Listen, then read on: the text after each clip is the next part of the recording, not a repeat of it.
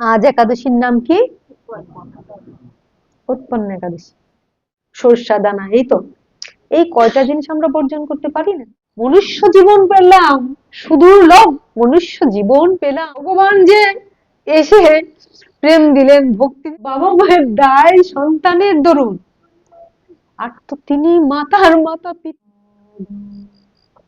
যস্য প্রসাদান্নবতী ততবতী ধ্যায়ংশস্তু বংশস্তস্য যস্য শ্রীশানন্দং বন্দে শ্রীচরণারবিন্দং বন্দে গণেশ ভক্তায় নিশাবতারকং তৎপ্রকাশংশ্চ তৎশক্তি কৃষ্ণ চৈতন্য সংযতং অনাবৃতচরিং চিরাৎকরুণাবতীর্ণ ফলং সমবেতপরিপূর্ণোত্তজলরসং ভক্তিশ্রম হরিপ্রট সুন্দর কদম্ব সংস্ফীত সুহৃদয়ে স্কন্দবিস্ফুট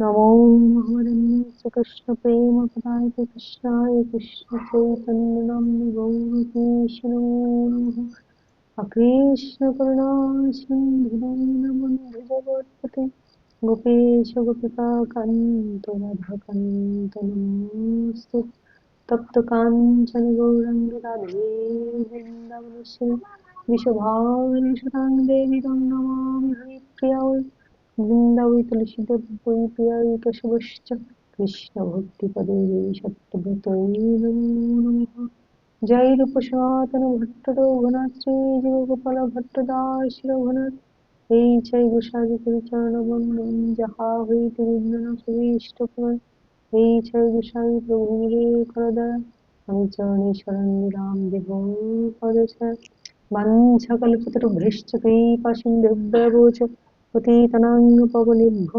বৈষ্ণবেভ্যো নমো নমঃ।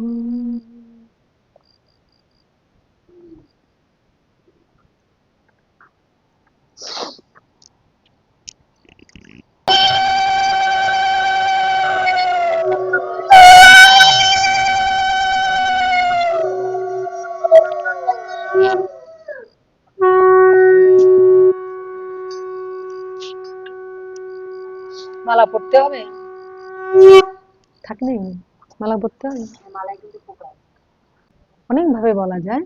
একাদশী মানে যোগীরা বলে একাদশ ইন্দ্রিয়। একাদশ ইন্দ্রিয় কি? একাদশ ইন্দ্রিয় পঞ্চ জ্ঞান ইন্দ্রিয়, পঞ্চ কর্মেন্দ্রিয় আর একাদশ ইন্দ্রিয় মন।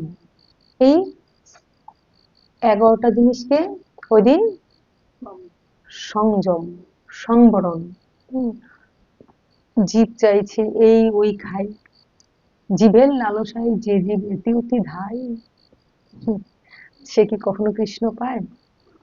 তো ওই দিন যেন এটাকে একটু সংবরণ করা। যোগীরা হলো এই পঞ্চ জ্ঞানেন্দ্রিয়, পঞ্চ কর্মেন্দ্রিয়, মন একে কন্ট্রোল করার চেষ্টা করে। এটা কি বলছি? কারা করে? যোগীরা করে, যোগ সাধনার দ্বারা। আমি তো অনেকদিন বলেছি যে জ্ঞান, যোগ, ভক্তি, 3 সাধনার বসে, 3টা সাধনার স্তর।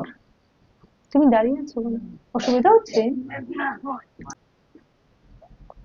কি বলছি?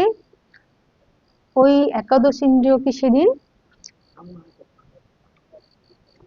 বাঁধে, কন্ট্রোল করে। যেহেতু বলছি জ্ঞান, যোগ, ভক্তি, তা আমরা কোন পথে আছি? ভক্তি পথে। যোগীরা এগুলি করে। তো ওরা বলে ওই একাদশীটাকে সেইভাবে এই একাদশ ইন্দ্রিয়কে কন্ট্রোল করা। আর জ্ঞান ভাবে আমরা কি বলি যে ভগবানের জন্য যে আজকে একাদশী, ভগবানের জন্য কিছু কিছু জিনিস আমরা ত্যাগ করব। কেন ত্যাগ করব? যে এই জগৎ মায়ার জগতে তো আমাদের সবকিছুই ছাড়তে হবে, তাই না? তো আমরা কেউ ইচ্ছাকৃত ছাড়তে পারি না। যখন না থাকে তখন আমরা সেটাকে কি করি? মনে করি যে আমার এটা ছেড়ে গেছে। আসলে আমরা মানে স্বেচ্ছায় ছাড়তে পারি না। তো সেই হিসাবে বলা যায় যে আমরা জ্ঞান দ্বারা ভাবি ভগবান হলেন সমস্ত কিছুর প্রভু, বিশ্ব জগতের তিনি নিয়ন্ত্রা, বিশ্বের প্রভু। ঈশ্বর সর্বভূতানাং বিদ্বেষে তিষ্ঠতি অর্জুন। ভগবান বলছেন সমস্ত জীবের হৃদয়ে আমি অবস্থান করেছেন, কিন্তু আমরা কি ভগবানকে সেই জায়গাটা দিতে পারি? ভগবান আমাদের সমস্ত কিছু দিয়ে রেখেছেন, কিন্তু আমরা পারি না।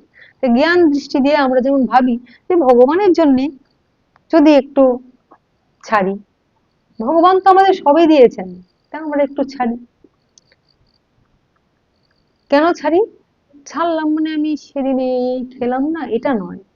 এটা ছেড়ে ভগবানের ধ্যানে থাকতে হবে, ভগবানের স্মরণে থাকতে হবে, ভগবানের নামে থাকতে হবে, ভগবানের চিন্তনে, মনন চিন্তন সবকিছু থাকতে হবে। মন্মনা ভব মদ জাজিমাং নমস্কুরু। গীতায় ভগবান বলেছেন না, মম বৈশ্যসী প্রতি জানি প্রিয়সী। তুমি আমার প্রিয়, অত্যন্ত প্রিয়, অত্যন্ত কাছের। ভগবান বলেছেন, আমি কি বলেছি ভগবান তুমি আমার প্রিয়? বলি না তো। আর যদি বলি তবে সেটা আমরা কিছু প্রাপ্তির আশায় বলি। ভগবান তুমি আমার খুব প্রিয়, তোমাকে খুব ভালোবাসি, তুমি আমাকে এটা দিও।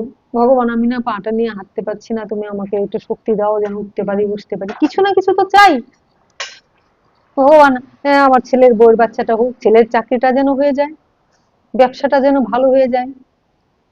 মোট কথা আমরা এমন ভাবে ভগবানের কাছে চাই, হে ভগবান যা পেয়েছি তাকে যেন তুমি রক্ষা করো, আর যা পাই নাই তাকেও যেন আমাকে দিও। এই তো আমাদের ইচ্ছা, যা পেয়েছি তা যেন রক্ষা হয়, আর যা পাইনি সেটাও যেন তুমি দিও। কিন্তু এইগুলি তো আসলে চাওয়ার কথা, চাওয়ার কথা না। তো এটা যেমন জ্ঞান ভাবে আমরা বুঝে ভগবানের জন্য একটা দিন একটু থাকি। একবার ভেবে দেখো তো কত লোক না খেয়ে আছে, দিনের পর দিন তারা খেতে পারে না। তাদের মতো তো ভগবান আছে, কিন্তু আমরা কি সেটা ভাবি? আমরা যখন দান করি তখন আমরা মনে মনে ভাবি যে কাউকে দান করছি, ভগবত জ্ঞানে কি দান করতে পারি? পারি না। তো সেই হিসেবে যেন ভগবানের রাজ্যে ভগবানকে একটু বিশেষ ভাবে স্মরণের জন্য ত্যাগ করলাম। কিন্তু আমরা আছি কোন পথে? ওটা হলো জ্ঞানের কথা বললাম। জ্ঞানীরা একটু বুঝে বুঝে ভগবানের জন্য ভাবেন যে না এইটা করা উচিত না, সত্যগুণে থাকলে ভগবান খুশি হন, রজগুণে থাকবো না, তমগুণে তো আরো না। তো এরকম ভাবে তারা নীতি নীতি বিচার করে করেন। কিন্তু ভক্তি পথে কি করেন? কিছুই জানেন না। আমি ভালো মন্দ পাপ পুণ্য বিচার কিছুই জানি না। তা আমি কি করি? যে পথে চালাবে সে পথে চলিব, যে পথে চালাবে সে পথে চলিব, যে কথা বলাবে সে কথা বলিব, ফলাফল তবু কিছু নাহি কব, সেও তো তোমারই, সেও তো তোমারই। সবই তো তোমার প্রভু, কাকে ছাড়বো কাকে ধরবো? আমি তো কিসে ভালো আমি জানি না, কিসে মন্দ আমি তো জানি না প্রভু, কি করব? এইটাই হলো ভক্তিপদ। তাই গুরুচরণ আশ্রয়। আমি ভালো জানি না, পাপ জানি না, পুণ্য জানি না, ভালো জানি না, মন্দ জানি না, আমি শুধু জানি প্রভু তুমি আছো। তো প্রভু যেন একটা বিশেষ কৃপা করে আমাদের গুরুকে সামনে রেখেছেন। গুরুকে আশ্রয় করে আমরা গুরুর নির্দেশিত পথ, আর গুরু তো অবশ্যই অবশ্যই অবশ্যই শাস্ত্র নির্দেশিত পথেই চলেন। গুরু আমাদের শাস্ত্রের কথা তুলে ধরেন, তাই না? তাই তিনি যেন বললেন দেখো বৈষ্ণব মতে কতগুলি নিয়ম আছে, তোমরা তো বৈষ্ণব, যারা বৈষ্ণব মতে কতগুলি নিয়ম আছে, সেটা কে করেছেন? মহাত্মা মহাজনরা। মহাজনরা যে পথে করেছেন গমন, সেই পথ অনুসরি স্বীয় কীর্তি ধ্বজা ধরি আমরা হব বরণী। মহাজন মহাত্মাদের পথগুলিকে অনুসরণ করে আমাদের চলতে হয়। তো একাদশীটা মূলত কে এনেছেন? গৌড় এনেছেন। গৌড়টাকে স্বয়ং ভগবান সচ্চিদানন্দময় ভগবান শ্রীকৃষ্ণ হরি হরি হরি নাম এনেছেন, হরি একাদশী করার বিধান দিয়েছেন। এ কিন্তু এমনি নয় যে একটা একাদশী করছি, কিভাবে এলো, কেন করব। একাদশীটা স্বয়ং ভগবানই দেখিয়েছেন। ভগবান চিন্তা করলেন যে আমি গিয়ে যদি জীব জীব আমার, আমি জীবকে ভালোবাসি, জীবকে চাই, কিন্তু জীব তো আমাকে চায় না। এবার জীব যখন দুঃখ পায়, সে আমার কষ্ট হয়, কিন্তু তারা পথ জানে না, তাদের পথটা দেখাতে হবে। তাই ভগবান মানুষের দেহ আশ্রয় করে এসে লীলা বিলাস করেছেন। কিভাবে লীলা বিলাস করেছেন? শচী মাকে, শচী মায়ের গর্ভ সিন্ধুতে আবির্ভূত হয়ে ভগবান লীলা বিলাস করেছেন। ছোট থেকে কত লীলা করেছেন আমার গৌর সুন্দর সেই ভগবান। রাধা কৃষ্ণ মিলিত তনু গৌর সুন্দর, যেই কৃষ্ণ সেই রাধা, দুই ভাগে লীলা করেছেন। তো সেই রাধা কৃষ্ণই একসঙ্গে যখন মিলিত হয়েছেন গৌর সুন্দর, গৌর হরি হয়ে এলেন কেন? যে ওই সময় আমি নির্দোষ, এই সময় আমাকে কেউ দোষ ধরতে পারবে না, পুরুষ দেহে গেলেন এলেন। যখন তিনি একজনই রাধা কৃষ্ণ রূপে লীলা করলেন, তখন আমরা মানুষ মনে মনে ভাবলাম যে একটা পুরুষ দেহ, একটা নারীর দেহ, এরকম চিন্তা করলাম, বিচার করলাম, অপরাধ হয়ে গেল। এখানে ভগবান দুই দেহ হয়ে কি দেখাতে চাইলেন? যে দেখো কেমন ভাবে আমাকে ভক্তি করতে হয়, ভক্তি পথটা। রাধারানী কে? আমি আমাকে ভক্তির পথ দেখাচ্ছি। তাই রাধার চরণ আশ্রয় হয়ে আমাদের ভজন করতে হয়। কিন্তু আমরা মনে মনে ভাবলাম একটা নারী, রাধা একজন নারী, কৃষ্ণ একজন পুরুষ। না, পরম পুরুষ তিনি, অনাদির আদির গোবিন্দ, সর্ব কারণের কারণম, সমস্ত কারণের যিনি কারণ তিনি ভগবান। এটা ভাবলাম, আমরা বিচার করলাম নারী পুরুষ কৃষ্ণ করে আমরা এই করবো করে, কি হলো আমরা যে ভগবান দেখালেন আমাদের উদ্ধারের পথ, যে কি করে আমরা ভগবানকে লাভ করব। আর আমরা ওই বিচার করে দোষ ধরে হয়ে গেলাম আরো ঘোর নরকে পতিত হয়ে গেলাম, আরো অপরাধী হয়ে গেলাম। এইবার এই অপরাধী হয়ে দেখো, পাপের বরং ক্ষমা হয়, কিন্তু অপরাধের তো ক্ষমা হয় না। এই অপরাধের থেকে মুক্তি কি করে দেয়? ভগবান নিজে এসে তাদের পথ দেখালেন, জীবকে পথ দেখালেন, যে এই অপরাধ থেকে মুক্তি হতে হলে কি করা যাবে। এই কলি হতে, এটা কলিকাল, কলহ প্রিয় জীব, জীব তো উদ্ধার পাবে না। আর ওদের কি পথ দেখাবো? ওরা মন্দ ভাগ্য, অশেষ দোষে দুষ্ট, মেধা নেই, বুদ্ধি নেই, জ্ঞান নেই, শাস্ত্র মর্ম জানে না, শাস্ত্র পড়তে জানে না, শাস্ত্র পড়লে সেই মর্মার্থ উপলব্ধি করতে পারবে না। তাদেরকে কি করে উদ্ধার করা যায়?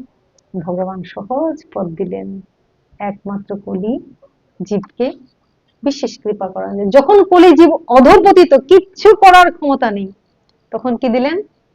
হরের নাম হরের নাম হরের নামৈব কেবলম কলই নাস্তেব্য নাস্তেব্য নাস্তেব্য গতিরন্যথা। একমাত্র হরি নাম করো, হরের নাম হরের নামৈব কেবলম, একমাত্র হরির নামকে আশ্রয় করো, আর কিছু দরকার নেই, সমস্ত কিছু থেকে উদ্ধার হয়ে যাবে, এক নামকে আশ্রয় করো। একবার নাম নিলে সকল পাপ সরে। জীবের কি সাধ্য আছে এত পাপ করে? আসো আসো, তোমরা ছুটে আসো, হরিনাম করো। ডেকে এনে কি করলেন? হরিনাম দিলেন। সবাইকে একত্র করলেন এক ছায়ার নিচে, বটবৃক্ষের ছায়ার নিচে ভগবান সবাইকে মিলিত করলেন। হরি কৃষ্ণ নাম দিচ্ছেন কিভাবে? তোরা বল রে হরি বল, বল রে হরি বল, তোরা বল রে হরি বল, বল রে হরি বল। হরে কৃষ্ণ কৃষ্ণ কৃষ্ণ কৃষ্ণ হরে হরে, হরে রাম রাম রাম হরে হরে, বল রে হরি বল, বল রে হরি বল। হরে কৃষ্ণ কৃষ্ণ কৃষ্ণ হরে হরে, হরে রাম রাম রাম হরে হরে, বল রে হরি বল, বল রে হরি বল। হরে কৃষ্ণ কৃষ্ণ কৃষ্ণ হরে হরে, হরে রাম রাম রাম হরে হরে। হরে কৃষ্ণ কৃষ্ণ কৃষ্ণ হরে হরে, হরে রাম রাম রাম হরে হরে, হরে কৃষ্ণ কৃষ্ণ কৃষ্ণ হরে হরে, হরে রাম রাম রাম রাম হরে হরে। জয় গৌরাঙ্গের জয়, জয় গৌর ভক্তগণের জয়। ধাইটা কার? পরম পিতার। পুত্র পিতাকে চায় না, সন্তান বাবা মাকে চায় না, কিন্তু বাবা মায়ের দায় সন্তানের দরুন। আর তো তিনি মাতার মাতা, পিতার পিতা, আমারও পিতা, আমার সন্তানেরও পিতা, আমার পিতারও পিতা, জগৎ পিতা। তার যে দায়, কি করে তাদের উদ্ধার করব? তাই তো এলেন। এসে কি করলেন? সচি মায়ের গর্ভে এসে উনি লীলা বিলাস করলেন, জীবকে শিক্ষা দিতে লাগলেন, জীবকে নিজের দিকে টানতে লাগলেন, আকর্ষণ সৃষ্টি করতে লাগলেন, ভালোবাসা দিলেন, প্রেম দিলেন, ভক্তি দিলেন। কিন্তু ভগবান যে এসে প্রেম দিলেন, ভক্তি দিলেন, শিলা পাথর গলে গিয়েছিল কৃষ্ণ নামে। আমি পাষাণ গলি না, আমার হৃদয় পাষাণ গলে না, কারণ অপরের দোষ ধরতে আমরা ব্যস্ত। কে কি করলো, কে করলো না, ওই নিয়ে আমরা মাতামাতি করি। কিন্তু কি পেলাম? অমূল্য জীবন পেলাম, মনুষ্য জীবন পেলাম, সুদুর্লভ মনুষ্য জীবন পেলাম। মানুষে এসেছি, কত কি করতে পারি, কৃতজ্ঞ হলাম না। কি পেলাম না এই বিচার করি, কি পেলাম তা ভাবি না, তাই অধপতিত হয়ে গেলাম। তাই ভগবান আমাদের উদ্ধারের জন্য পথ দিলেন, এক হরি নাম দিলেন, যে হরি নাম করতে তোমার কোনো স্থান কাল পাত্র বিচার করতে হবে না। যেভাবে যত্র তত্র নাম হয় সর্বসিদ্ধি হয়। তুমি যেভাবেই তুমি নাম করবে, নামের ক্রিয়া হবে। কেমন? যেমন আগুনের কাজ, দাহিকা শক্তি আগুন পুড়িয়ে দেয়। একটা শিশু বাচ্চা যদি না জেনে আগুনে হাত দেয়, আগুন কি বলবে যে ও তো বাচ্চা মানুষ, ওকে ছেড়ে দাও? বলবে? আগুন পুড়িয়ে দেবে। তাহলে কৃষ্ণ নামের যে দাহিকা শক্তি, ওই দাহিকায় ওই আগুন দিয়ে হাতটা পুড়িয়ে দিয়েছে, কষ্ট হয়েছে, হ্যাঁ, কিন্তু কৃষ্ণ নামের দাহিকা শক্তি আগুন, এও আমাদের পুড়িয়ে দেয়, এতে কষ্ট হয় না গো। এ কি পুড়িয়ে দেয়? আমাদের ভিতরে যত ময়লা আবর্জনা, কাম ক্রোধ লোভ মদ মোহ মাৎসর্য, এগুলিকে পুড়িয়ে ছারখার করে দেয়, দিয়ে আমাদেরকে সোনার মতো ঝলঝল করে তুলতে চান। তাই নামই মুখে হলো, তাই হরিনামকে আশ্রয় করা দিলেন। বললো কলিহত জীব এত কিছু করতে পারবে না, এক নাম আশ্রয় করো আর এক একাদশী ব্রত করো। তাহলে যারা বৈষ্ণব মতে, যারা কৃষ্ণ মন্ত্রে, তারা এত কিছু, এই উপোস করতে হবে, সেই যারা করো ঠিক আছে, কিছু বলার নেই। কারণ যতদিন পর্যন্ত মনটা এক জায়গায় না আসতে পারে, জোর করে বললে হবে না। জোর করে বললে লুকিয়ে করবে, এই করবে সেই করবে, যার যার মন যেমন আসে।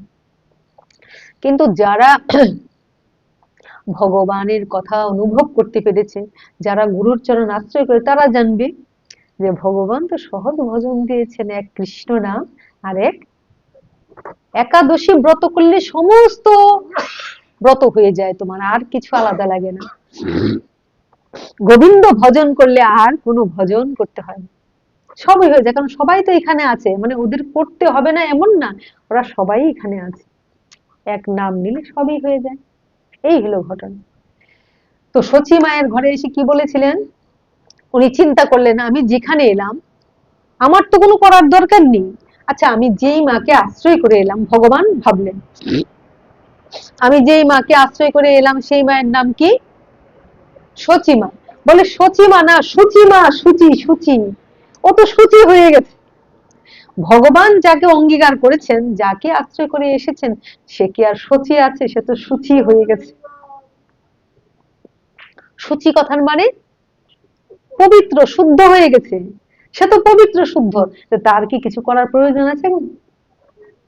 কিন্তু ভগবান চিন্তা করলেন যে না, আমি যদি আচরণ করে না দেখাই, লোকজন মনে মনে ভাববে কি? কারণ দেখো না, এখন লক্ষ্য করো যে আমরা আচরণটা দেখি, সে কিভাবে চললো, সে কি কাপড়টা পরলো, সে কিভাবে খেলো, সে কি করে পূজা করে, আমরা তার হাতটা দেখে ওইটা আমরা করবো, তাই না? কিন্তু সে আমাকে এটা করতে বললো কি না বললো সেটা দেখবো না। সে কোনটা করলে ভালো হয়, কোন পোশাকটা পরছে, তাহলে আমি এই পোশাকটা যদি ওরকম পরি, তাহলে আমি ওরকম হয়ে যাবো। আমরা এরকম করি না, কারণ এটা কলিযুগ। হ্যাঁ, এখানে আমরা নকল করার প্রবণতা বেশি। এই করলে মনে হয় আমি, হ্যাঁ এইটা করে আমরা কিছু যশ খ্যাতি প্রতিষ্ঠা লাভ করি বটে, দেখা দেখি আচরণ করে বুদ্ধিমান যারা, আমরা একটা গল্প বলেছিলাম না হরিদাসের, এটা আজকে বলবো না, কিছু যশ লাভ করি। কারণ এই কলিযুগে বলেছে যে বেশিরভাগই দেখবে সাধুর থেকে অসাধুরাই, হ্যাঁ, যশ খ্যাতি প্রতিষ্ঠা পায়, তারাই এখন আসরে বসে হরি কথা বলবে, এমনও হয়। হ্যাঁ, হয়তো ভক্তি নেই কিন্তু তাদের মধ্যে ওই শুনে বা মনে করে নকল করে বা একটু শাস্ত্র জ্ঞান আছেই করবে। তো তারা কি করবে, তারা যশ খ্যাতি প্রতিষ্ঠা লাভ করবে, কিন্তু তারা কি কৃষ্ণ ভক্তির পথে উন্নীত করতে পারবে? তারা কি ভগবত চরণে পৌঁছে দিতে পারবে? তাই ভগবান আচরণ দেখালেন, আপনি আচরি প্রভু,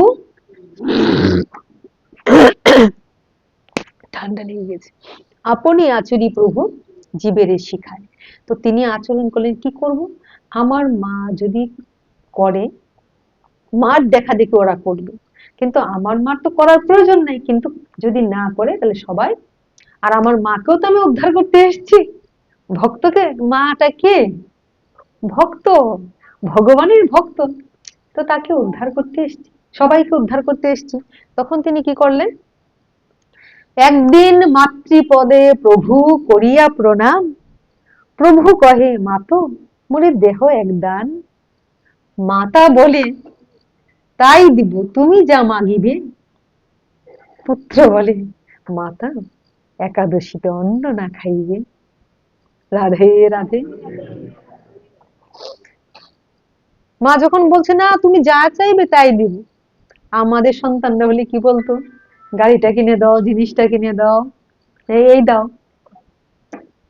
তাহলে এখানেও আমরা দেখলাম একজন পুত্র হয়েও মা এবং সবার মঙ্গলের জন্য কি চিন্তা করছে, যে না মাকে দিয়ে আচরণ করিয়ে জগৎকে উদ্ধার করতে হবে, একজন পুত্র। তাহলে পুত্র দেখো যদি সেরকম হয়, মাকে, বাবাকে উদ্ধার করার শক্তি রাখে। তাই তো বলছে, আবার যদি পাঠাও প্রভু এ ভব সংসারে, কৃষ্ণ ভক্ত মায়ের গর্ভে জন্ম দিও মুড়ি। হ্যাঁ, কারণ মা ভক্তিমতী হলে সন্তান কোনো না কোনো ভাবে ভক্তিমতী হবে, যদি এখন দেখতে পাচ্ছ হচ্ছে না, কিন্তু কোনো না কোনো ভাবে তারা ভক্তি পথকে আশ্রয় করবে, কারণ মাকে দেখেছে ওই পথ। তাই মাদেরই আগে করতে হয়, বাবাদের আগে করতে হয়।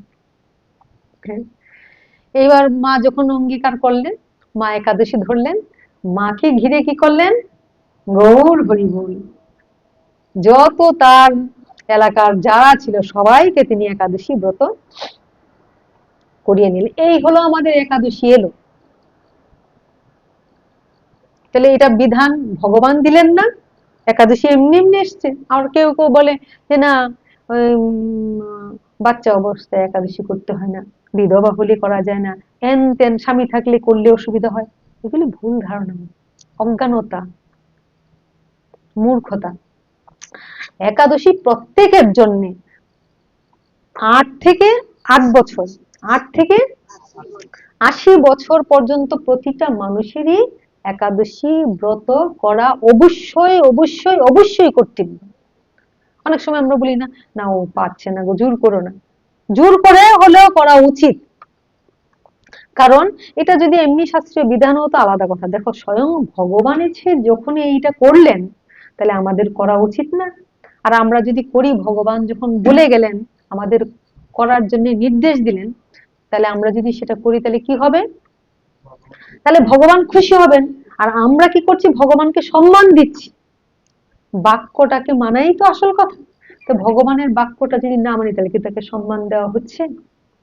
আর আমি অনেকবার বলেছি না, যে প্রণাম করলেই সম্মান হয় না, তুমি তার কথাকে কতটা শুনো সেটাই বড় সম্মান। তুমি যাকে ভালোবাসো তাকে তার কথা মতো চলা, তার কথা শোনা, হ্যাঁ, এইটা হলো সবচেয়ে বড় সম্মান।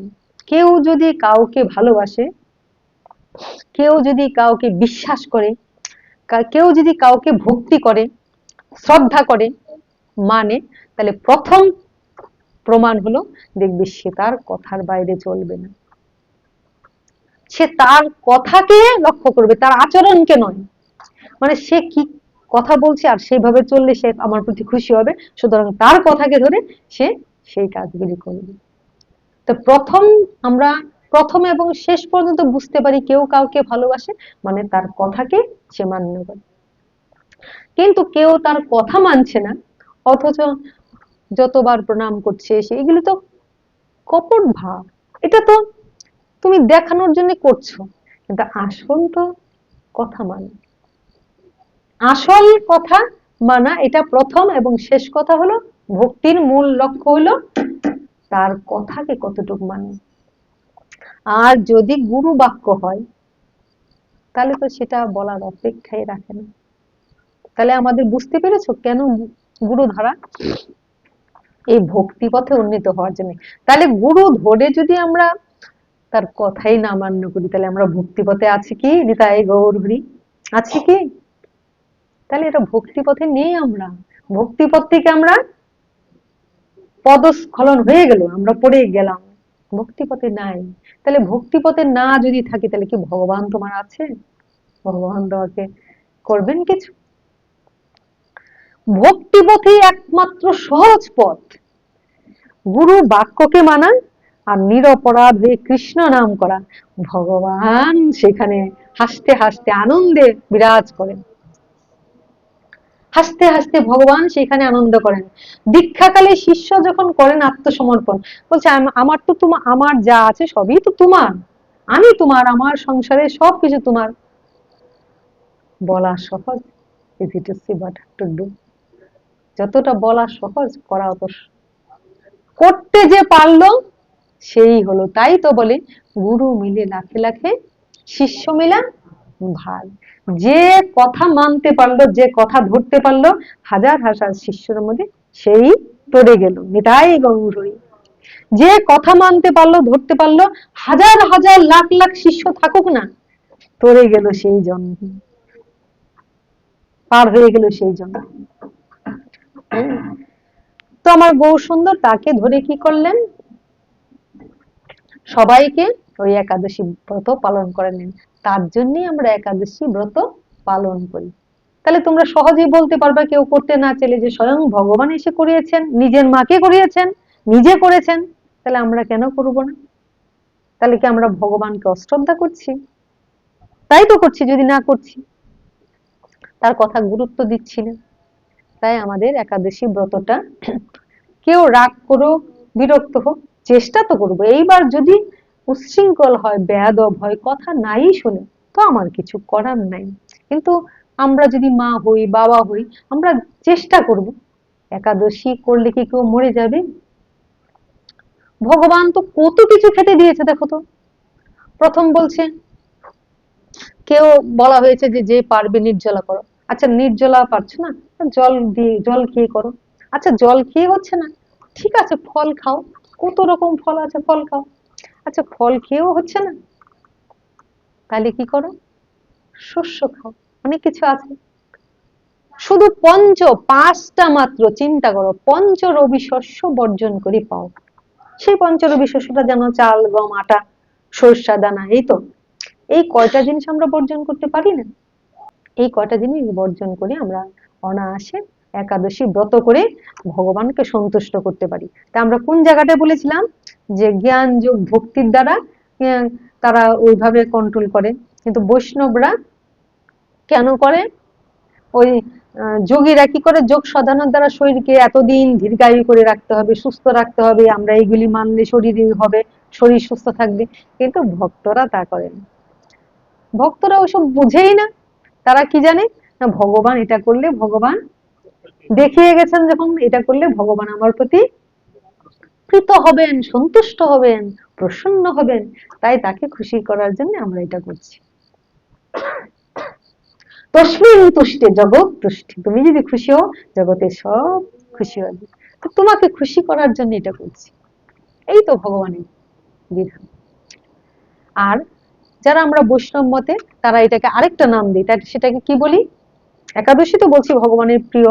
ভগবান স্বয়ং নিজে একাদশী রূপে আবির্ভূত হয়েছিলেন, স্বয়ং ভগবান লীলা বিলাস করে একাদশীকে পালন করার জন্য আমাদের আদেশ করলেন। হ্যাঁ, আর ভক্তরা এটাকে আরেকটা কি বলে? হরিবাসর।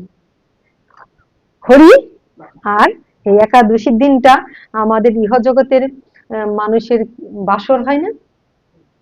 স্বামীর সঙ্গে একটা স্ত্রীর বাসর হয় না, তাই তো? আচ্ছা বাসরের দিন কি অন্য কারোর সঙ্গে হয়েছে? স্বামী স্ত্রীর মধ্যে একটা গোপন একটা মনের আদান প্রদান, ভালোবাসার একটা অন্যরকম টান থাকে। তাহলে এখানে যারা আছো, এখানেও কিন্তু কেউ নারী নয়, কারণ যারাই এসছো ভক্তি পথে তারা প্রত্যেকেই কিন্তু ভগবানের ভক্ত। আর ভক্ত হলে যদি পুরুষ দেহ থাকে, তাহলে কিন্তু ভগবানের ভজনে এগোনো সম্ভব নয়, ভগবানকে লাভ করা সম্ভব হয় না। তাই তো জানো বল্লখল্য মুনিরা কি করেছিল? ভগবানের কাছে নারী দেহ চেয়েছিল। তাহলে যারা ভক্ত হয়েছে তাদের একটাই বিচার, তারা পুরুষ নারী না, এই পুরুষ মানুষ নারী মানুষ না, এটাই হলো এই জগতের বিচার, জাগতিক অর্থে বিচার। কিন্তু তাদের একটাই, ভক্ত আর ভগবান। তাহলে ওই একটা স্বামী আর স্ত্রীর মধ্যে যেমন, তো ভক্ত ভগবানের মধ্যে তাই গৌর হরি তেমন। হ্যাঁ, প্রত্যেকেই যদি ভগবানের ভক্ত হয়, তাই না? তাহলে ভগবানের সঙ্গে সেদিন গৌর হরি প্রত্যেকেই তাহলে সেদিন ভগবানের সঙ্গে সেই লীলা বিলাস করে, সেই আনন্দ করে, ভগবানের নাম রূপ রস ভাবে ডুবে থাকে। হ্যাঁ, ভগবানের চিন্তন মনন এই নিয়ে ডুবে থাকার কথা, তাই না?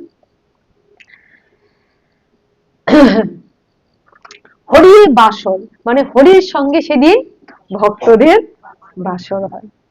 কি বাসর? হরি গুণগান, কৃষ্ণ গুণগান, রাধা গুণগান। এই যে আজকে তোমরা যেটা করছো, এটা কিন্তু ভগবানের সঙ্গে বাসর হচ্ছে, ভালোবাসা হচ্ছে। ভগবানকে যারা ভালোবাসে তারাই তো এখানে এসেছে, ভগবানকে যারা চায় তারাই তো এসেছে। এই হলো একাদশীর দিন তারা ছুটে এসে ভগবানের সঙ্গে ওই সময়টার জন্য অপেক্ষা করে, আজ হরিবাসর, আজ ভগবানের কথা শুনবো, ভগবানের কথা শ্রবণ করব। জাগতিক আমরা ইহজগতে বাসরে দেখি দেহ আগে আসে, আর আধ্যাত্মিক জগতে আমাদের মনটা আগে ছুটে যায়। অঙ্গবিহীন আলিঙ্গনে সকল অঙ্গ ফলে। মধুর তোমার শেষ যে না পাই, প্রহর হলো শেষ। আমাদের দিন যে চলে যাচ্ছে, আমরা তার সঙ্গে যদি সেই যুক্ত হই, গুরুকে আশ্রয় করে, তাহলে আমরা তর করে অনায়াসে ভব সিন্ধু পার হয়ে যেতে পারি। তো এই দিনটা আমাদের হরিবাসর, এই দিনটা আমাদের একাদশী প্রীতি। আর এটা আমরা কেন করছি? ভগবানকে প্রীত করার জন্য, ভগবানকে সন্তুষ্ট করার জন্য, ভগবানকে খুশি করার জন্য। হে গোবিন্দ, আমার প্রতি প্রসন্ন হও, আমার দোষ ধরো না প্রভু, আমি যে অনেক দোষে দোষী, তুমি যদি দোষ ধরো আমি কোথায় যাব? তুমি যে পতিতকে উদ্ধার করার জন্য এসছো, পতিত পাবন হরি গৌর হরি, তাই আমার মতো পতিত কে আছে? আমার মতো পতিতকে তুমি উদ্ধার করে নাও, এই তো আমাদের চাওয়া গো। আকুল মনের আকুলতা বিকুলতা ভগবানের চরণে ঢেলে দেওয়া। কিচ্ছু চান না তিনি, শুধু বলছে তোমার মন খানা আমাকে দাও। এই মনের মধ্যে আমাদের কলঙ্ক কালিমা কত কিছু লেপ্টে আছে, ভগবান বলছে তাই দাও, তবু দাও, তবু দাও। সব তো সবাইকে দিয়ে দিয়েছি, এখন আমি নিঃস্ব। এখন তাকে দেখি যাদেরকে দিয়েছি সব, কেউ আমার নয়, গুণাদিন ফুরিয়ে যাচ্ছে, কি করব?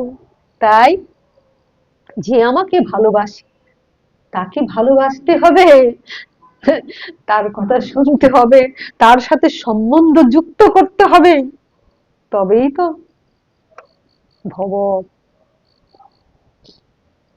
পার হতে পারবো, ভব সিন্ধু থেকে পার হতে পারবো, ভব সাগর থেকে পার হতে পারবো।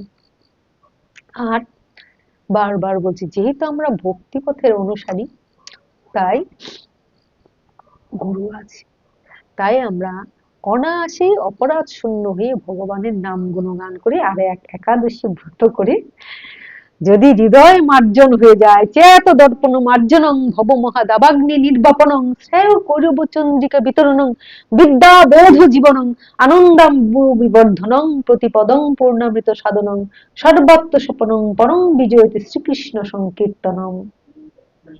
অনায়াসে শ্রীকৃষ্ণ সংকীর্তন করে আমরা অনায়াসে পার হয়ে যেতে পারি।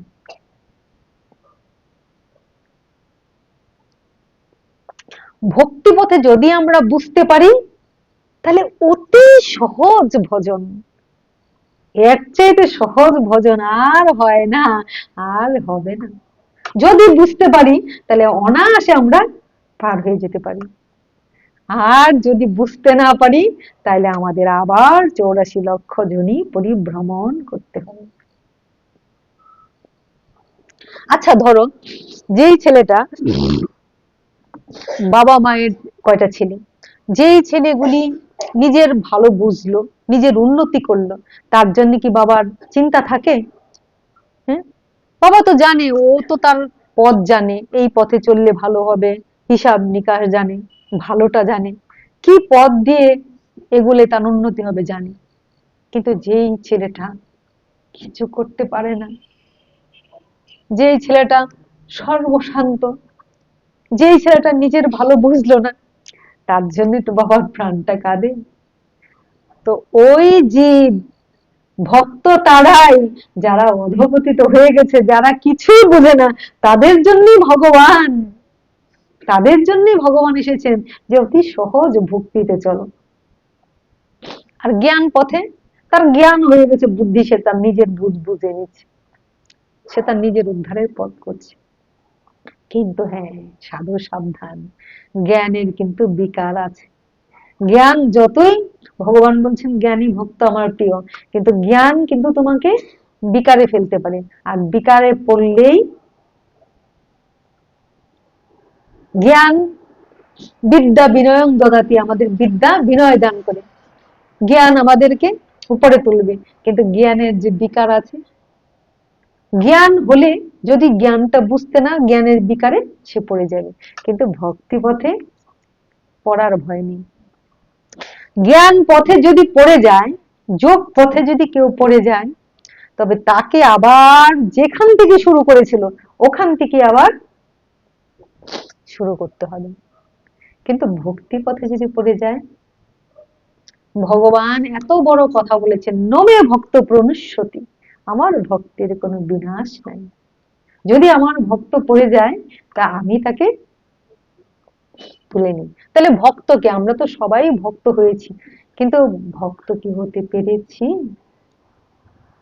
নমে ভক্ত প্রণশ্যতি, আমার ভক্তের বিনাশ নাই। কিন্তু আমি ভক্ত সেজে যদি ভক্ত না হতে পারি, তাহলে কি আমি ভক্ত হয়েছি? কার বিনাশ নাই?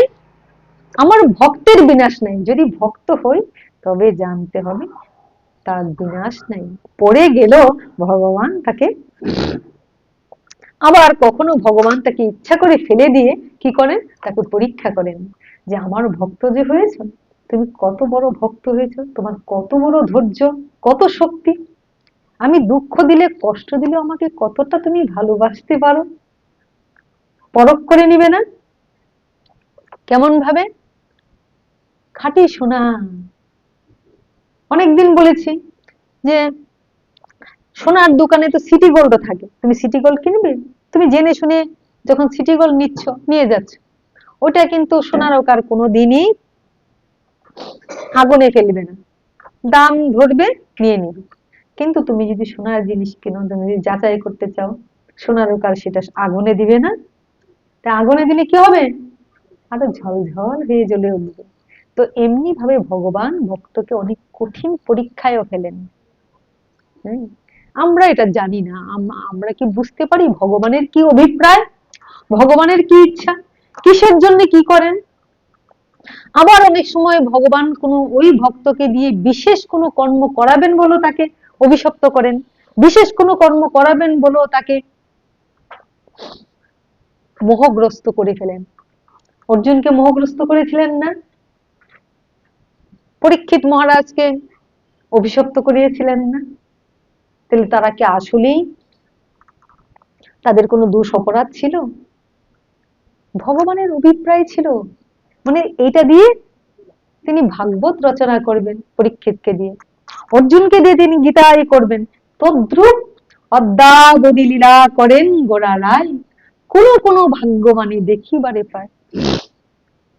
কারণ এই অনন্ত কোটি বিশ্ব ব্রহ্মাণ্ডে ভগবান এখনো লীলা করছেন, এখনো লীলা করছেন, এখনো চলছে লীলা।